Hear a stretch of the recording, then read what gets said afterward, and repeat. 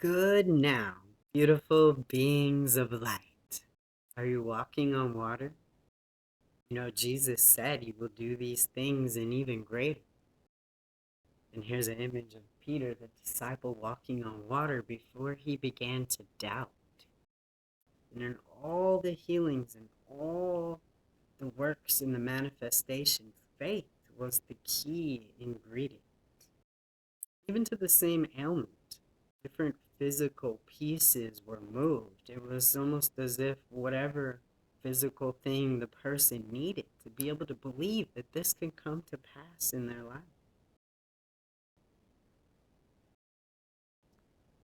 To the centurion that said, speak your word and it'll be done. And Jesus marveled at his faith. To the daughter, Jesus said, your faith has made you whole, and you can go in peace.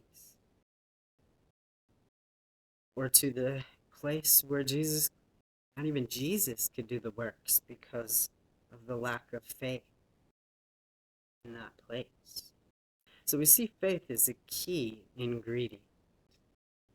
Faith, trust, and release. Charles Fillmore, Unity co-founder, in the Revealing Word says that faith is the perceiving power of the mind, linked with the power to shape substance. Renunciation, or better known as release, is the letting go of old thoughts in order for new thoughts to have a place in consciousness.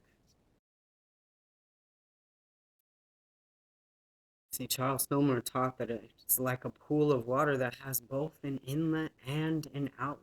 See, that outlet is necessary, otherwise the water becomes stagnant and gross and not useful, and even more of a hindrance than if it wasn't even there.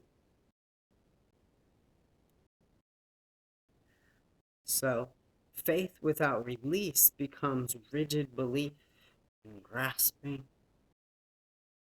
And on the other hand, release without faith becomes mere emptying, resignation, or giving up.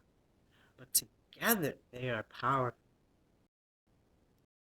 And so with an understanding trust, we can link this perceiving power of the mind with our power to release and let go of the old that no longer serves us. Or maybe sharing, we can share what we have and make room for more to flood in. So we can bring that faith, that perceiving power, those heavenly thoughts of walking on water and those high-minded things that we might not be able to believe that can be a physical happening on this earth, and we can bring that heavenly down and embody it, sink it down lower and lower, with this understanding trust that we can stand on solid ground and not be tossed about by appearances. And so if the human had understanding, they would affirm the presence and power of God until the very substance of spirit would appear in manifestation. There is nothing seen that did not come from the unseen.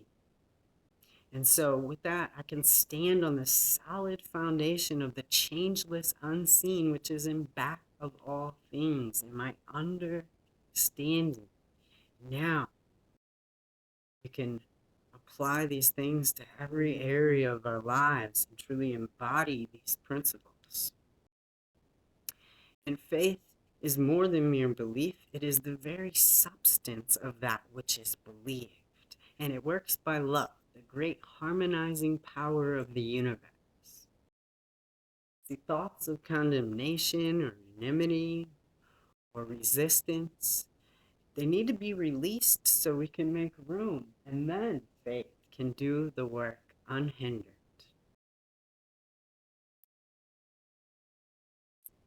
So in Charles Fillmore's teachings, he taught, do not put your faith in the outer symbol, in that changing scene, and then we're whisked to and fro. but instead put your faith in the invisible substance, in the presence of God which supplies